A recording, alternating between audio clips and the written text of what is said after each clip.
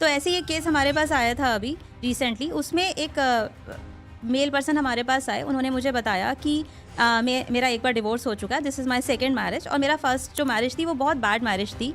मेरी वाइफ का किसी के साथ अफेयर था और जिसकी वजह से डिवोर्स हुआ।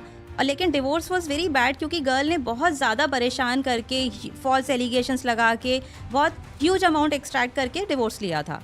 सो अब मैं सेकंड मैरिज में ऑलरेडी मैं एक तो डर गया हूँ क्योंकि मेरी first marriage was very bad. अब जो गर्ल जिससे मैं शादी कर रहा हूँ वो मुझसे ऑलमोस्ट 10 ईयर्स छोटी है, 10 साल छोटी है, और मेरी ये सेकंड मैरिज है, उसकी वो फर्स्ट मैरिज है।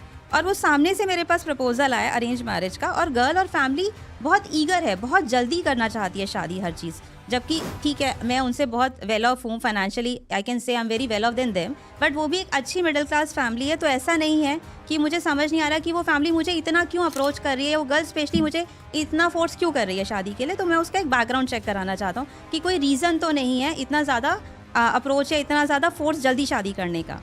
हमें लगा कि एक नॉर्मल मैट्रिमोनियल केस है, ऑल्दो एक रेड फ्लैग था कि भाई एज डिफरेंस इतना ज़्यादा है, गर्ल की सेकंड मैरिज नहीं है, वो फर्स्ट मैरिज, और बॉय की सेकंड मैरिज है, तो क्यों वो शादी करना चाहते हैं। बट हमने इसका बैकग्राउंड चेक करा, हमने इन्वेस्टिगेशन शुरू करी, एंड जब हमने इन्वेस्टिगेशन करी, डिटेल्ड बैकग्राउंड चेक करा, family turns to be very good, अच्छी थी फैमिली। बट गर्ल का एक बॉय के साथ अफेयर चल रहा था। वी वर शॉक्ड कि जब अफेयर चल रहा है तो क्यों शादी करनी है, ऑलरेडी जब अफेयर है फैमिली अलाउ कर देगी, उसके साथ शादी क्यों नहीं कर रही है।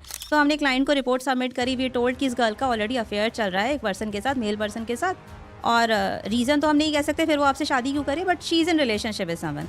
तो ही टोल्ड कि मेरा ऑलरेडी रिश्ता हो चुका है, अब मैं बिना एविडेंस के अगर ब्रेकअप करूँगा तो सबको लगेगा कि मुझ में कोई गलती थी जिसकी वजह से मैं ब्रेकअप कर रहा हूँ।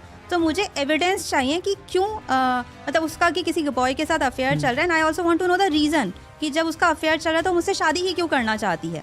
हमने उसको एविडेंस के लिए हमने उस गर्ल को फॉलो करना शुरू करा। हमने उनकी रेगुलर मूवमेंट्स ट्रैक करी कि गर्ल कहाँ जा रही है। वो मॉर्निंग में अपना रेगुलर ऑफिस जाती थी, ऑफिस के बाद जनरली जिसके साथ उसका अफेयर था वो लड़का उसको पिक करता, वो डिनर पे कहीं जाते।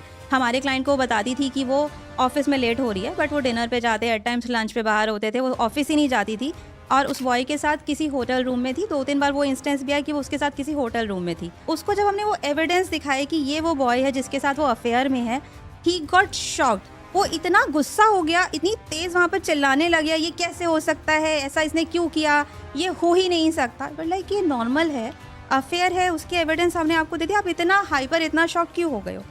Then he told